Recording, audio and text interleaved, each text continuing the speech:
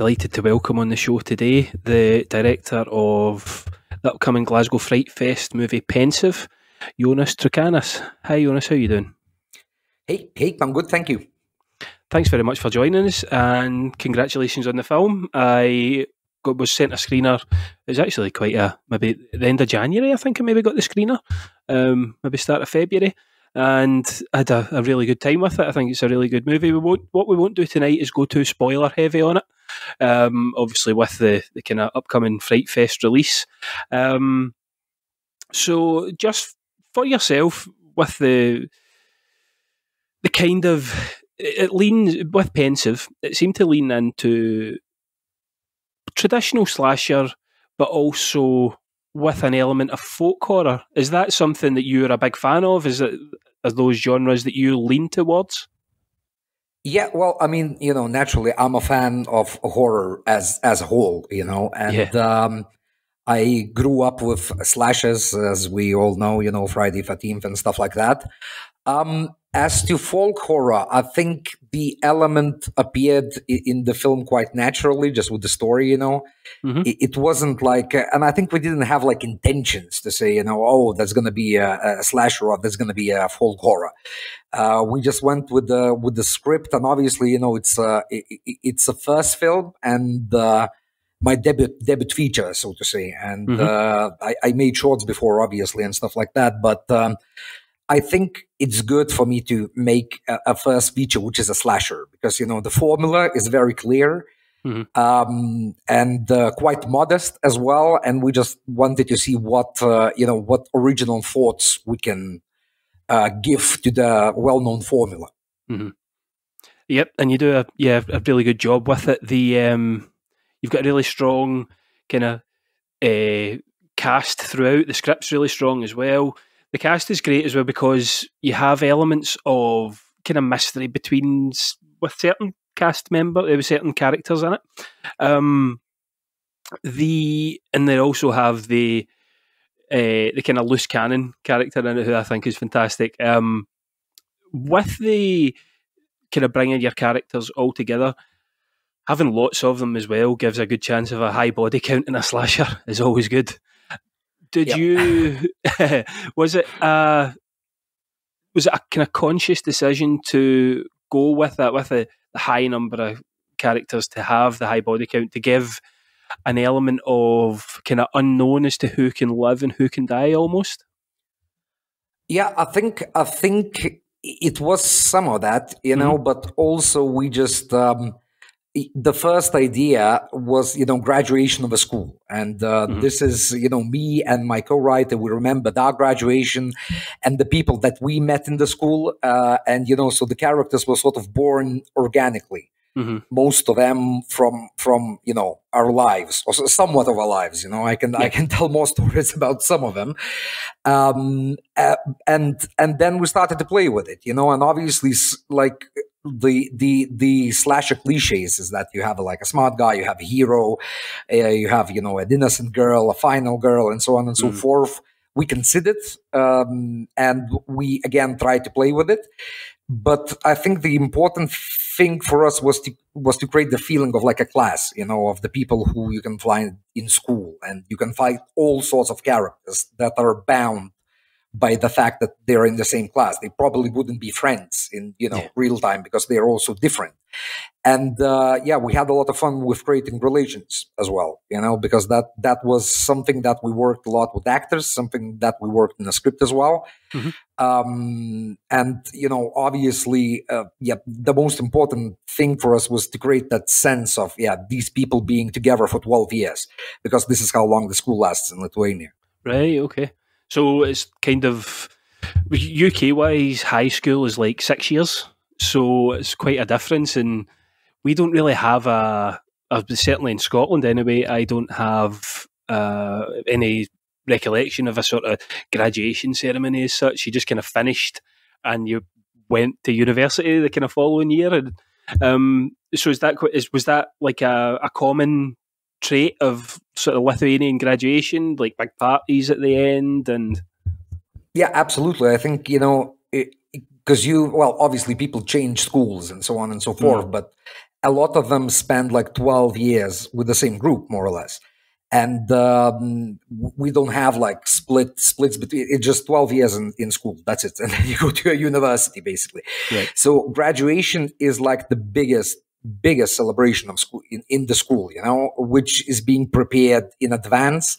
And the fact that they go to like a cabin in the woods, so to say, it's also very common, because that's the, you know, they're without parents, without teachers there, and they can do whatever they want. And you know, my graduation was crazy as well. And at the co-writers, and this is what we built on. And it was not like fun in a way as well, because a lot of people have like grudges on each other, which they held for 12 years, and the graduation is sort of the final point and the final chance for them to sort out, what they have against each other, so to say. Mm-hmm. And it's also interesting because we found that like graduation is very much a transitional event, for a lot of people, because after that you sort of, well, at least here you start, your adult life, you go to university and everything changes. So yeah, all the characters are on the brink of change in their life, so to say. Mm-hmm. Yeah. And that adds to the, as you say, there is those grudges that are held by certain characters, and it almost it spurs the story on in a way, because they have their own kind of motivations, their own little quirks, and their own little kind of character moments that add to the story. I think is it Marius, the main character? Yep. And he has what you certainly earlier on, and again, I'm going to try not to go too spoilery. He seems like he's going to be maybe the good boy who steps forward and becomes the hero, but there's not that. It's not as obvious as that by the time the movie ends. He takes certain turns and certain moments that are certainly, well, for me, were massively unexpected. Yeah, I mean, it's about like the film is really about him, and I think what we try to do is also in a way like a coming of age film, because the idea behind the character is that he's surrounded by these people who have like a very clear understanding of what they want in life, and they want like a single concept that describes them. Oh, he's a smart guy. This is like a DJ girl, and like a basketball player, and so on and so forth. And I think his thing is that he doesn't feel unique in a way. Yeah. And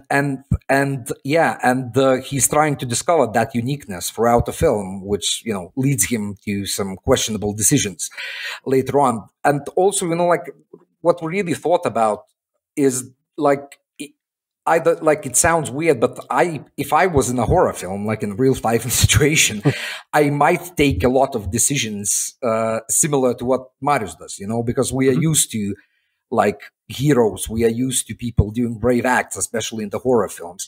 But I think in reality, a lot of us would just run or try to save themselves. Yeah, I would 100% follow you if you were running. I'd be the same. Like I would be gone, hiding.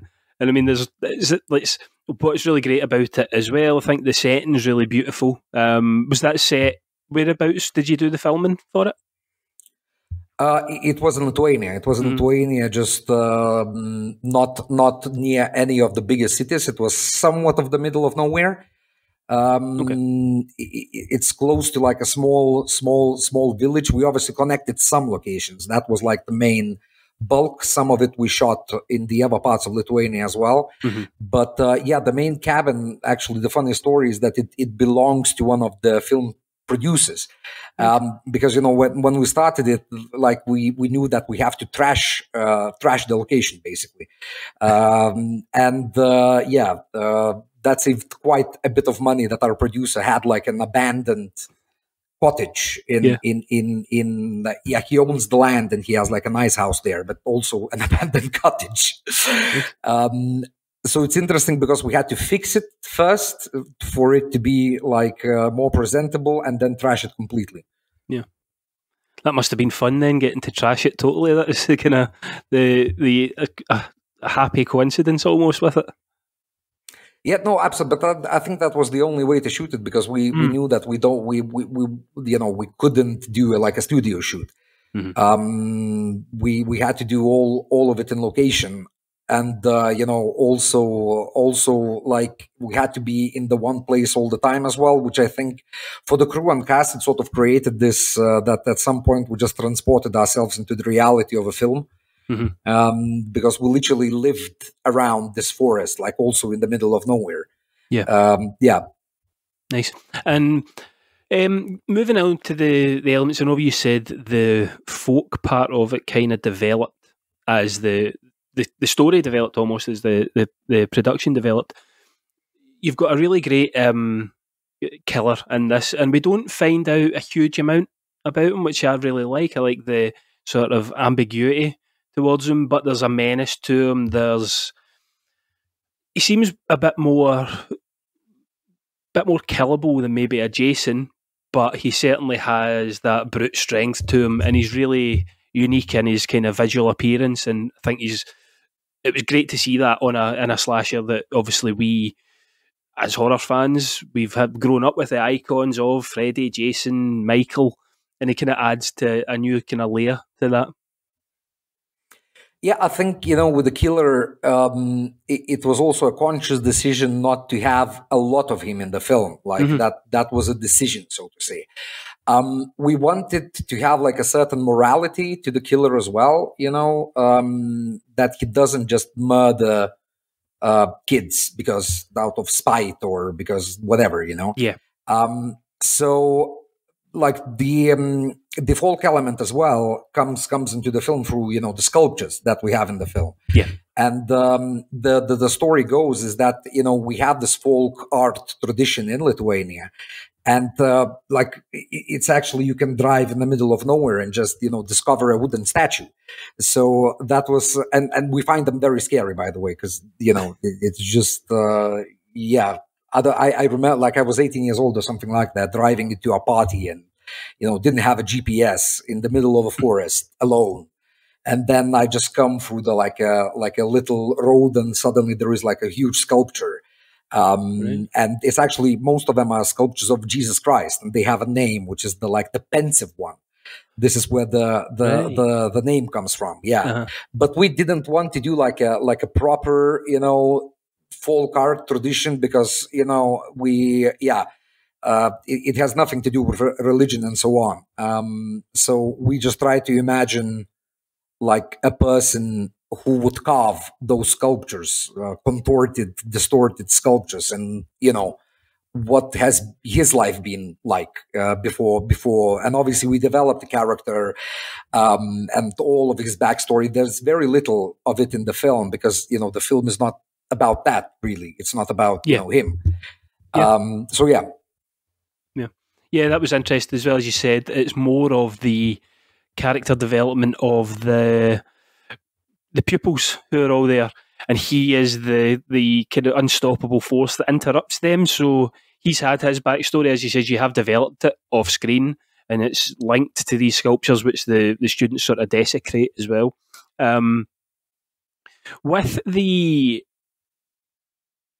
kills and everything that you have involved in it, it's a lot of violence. I say a lot of violence, actually. It's maybe not. It's not too grotesque in its violence. There's a lot of stabbings and things, which I'm, again, tomorrow I'll be going to see Scream 6, so I like a lot of stabbings in movies. Was that quite a fun element to film? I think it always seems to be in certain horror movies when you have the kind of inventive kills, and especially having the high body count. Was that kind of sort of a fun element to film for everyone? And was there characters and actors in it that would say, if they wanted to have maybe a bit more of a blood-soaked death? Coming up with the devs was really fun as well, because we just try to imagine, okay, how might you die in like a Lithuanian countryside setting, Okay. And that was fun because we have like a toilet that's outside the like a wooden toilet, which we thought, oh, that's nice, we can use that, and we also have like one person who makes I don't know, in the graduation especially, makes the skewers with the meat on them. So, okay, we thought we can use that as well. So that was really fun while creating it. I think for actors, actually, deaths, we sort of, while shooting, we took it in a funny way because obviously, we all understand what's happening, and we did a lot of like special effects tests as well, and most of them are practical as well, most of the deaths. But for actors it was actually quite hard, because they're young actors, most of them, and theater trained as well, so they really had to get into the moment. Okay. So that sort of took a toll on them. So we tried to be very respectful while doing the scenes in a way, and not not laugh, even though it's quite funny, especially when you see, what's happening behind the scenes, and then people hiding with blood pumps and stuff like that. Yeah. And for again, we won't go into a full spoiler. In fact, there was one scene involving the toilet that someone's getting dumped down it, and it reminded me, I don't know if you go to if you've been to many music festivals, but the toilets in a music festival just fucking disgusting. It's horrible. Yeah, no, we actually, to be fair, we spoke about that a lot as well, because we've seen people like getting punched with the person inside, like the toilet is being flipped or something like that, and the person crawls out of it covered in whatever. So that we've seen that as well. Aye. So touching a little bit on the ending, we won't go spoiler filled, but was the way the movie ended, was that always your intention, with the slight twist that is kind of involved in it? Has that always been your feeling for the movie at the start and in the writing process, or was that kind of like the folk element? Was it something that developed as it went on? Well, I think we always knew where we want to take the character, the main character, and how he has to end in a way. Yeah. His story needs to end. Like this, we knew. We sort of played with different ways to do that. Yeah.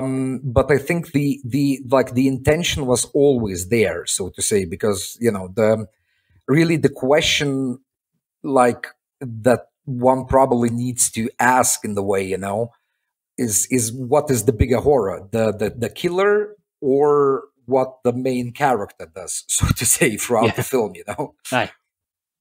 So, and obviously you've now got you said we kind of spoke about at the start, it's Glasgow Frightfest. Is it showing this Friday, I think, at Frightfest, isn't it? Yeah. It's the final showing, I think, on Friday. Are you making it over for Frightfest?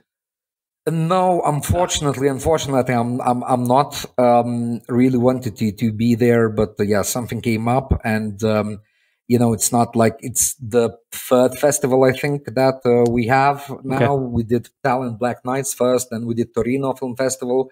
So I've been there with some of the cast and crew, but now it's like I really wanted to visit Frightfest as well, because I'm, I studied in the United Kingdom myself, and in near London, and I've been to Frightfest when I was studying, and I thought, I would love to have my film there one day. Yeah. So that's great, but it won't come this year, but hopefully at some point in the future. Mm-hmm. And as you said, obviously you are a horror fan. Is your plans to continue in the genre, or are you quite fluid in what you want to do? Do you have ideas moving forward for what you want to do next? No, yeah, absolutely. I think I'll continue in the genre for sure. And maybe different spin on horror, but yeah, I've been, a horror fan since I can remember, and that's something what I always wanted to do. Horror is not that popular in the region, in Baltics or around. So Pensive is actually only the second Lithuanian horror film altogether ever made, and so we're trying to sort of get people here, especially in our own country, to understand that horror can not only give you like a fright, but also just be a film that you can watch and take something more than just a jump scare. So yeah, this is what we are trying to do, and the next thing I'm working on is actually at the moment is going to be in English, probably produced by a UK company as well. Okay. About the father, son, and the mermaid in the water park. Nice. So yeah. Look forward to that. And it's funny you said that about Lithuanian horror. I was going to ask actually, like, this is obviously the first. If you're saying this is only the second Lithuanian horror that's been made, it's only the first one I've seen. And it is is there a reason for that? Is it a kind of apprehension towards or a fear towards horror movies, or just the country doesn't like them? Is it? I think in general, like, people go to watch the horror films. People because and there's obviously like an avid fan base to it. Mm-hmm. I think as a lot of countries in the region, we never had like a tradition of genre films, and okay. we start to have some science fiction, some like thrillers and stuff like that, but the tradition wasn't there. So obviously, like, I think for a good amount of time it was regarded as like a B genre, Okay, yeah. For the horror and other genres as well. Mm-hmm. But it's changing now very, very quickly, because obviously, we have a lot of great horror films coming from US, UK, proving that art house horror films as well. Yeah. Proving that the genre is only like a vessel to speak about what you want to speak. Mm-hmm. And also, I think, like, in a way, it started with my generation, that people got acquainted to horror films in general, because we've been a part of Soviet Union, and no, there were no horror films. Well, I mean, Soviet Union was a horror, but like there were no films there to spectate for like all the generations. So yeah, but it is becoming more and more mainstream. So I think and I hope that more genre content will come out of Lithuania soon. Mm-hmm. And do you think having that, obviously, as you're saying, when it was part of the Soviet Union, but now you get better access to things like UK and US horror, and as you said, art house, maybe things like Ari Aster seems to be like, he could be again leaning. He was certainly with Midsommar leaning more in the folk element of that. Having that access, do you hope that will inspire a new generation of horror writers, directors, producers, actors, kind of like yourself? As I said, I think like, for me, it was when I was growing up, you really had to try and discover like genre films. You had to go to like a rental and get the VHS, and it was not that accessible. I think it's really accessible now, as anywhere. We have all the same films as anywhere else. And also the perception is changing as well towards the genre films. So I'm sure we're gonna have a lot of new not only horror but genre films in general, coming from us. And I don't know much about actually my. Interestingly, my friend, who's also a director and she teaches screenwriting at our Academy of Film, said that they're gonna analyze Pensive, today with the younger generation. Nice. So they really do have like modules on writing the horror film, because that starts with education as well, and I think that's quite new, that they do analyze horror and different films altogether. Yeah, and I think it's definitely, as horror and genre cinema lovers, we always like to hear new voices and see new interpretations on screen. I think certainly the horror community is one that is very open to embracing all sorts of kind of new content, and hopefully we do see then, as I said, more of that from Lithuania and the regions that maybe haven't had their opportunity yet. But that would be great. And as I said to yourself, congratulations on Pensive. It's showing 11 o'clock or this Friday at Glasgow Frightfest. As I said, I won't be making Frightfest personally, which is a bit upsetting, but I did see I did get the screener, and I really enjoyed it. And as I said, congratulations, Jonas, and thanks very much. Thank you so much. Thank you so much for the kind words.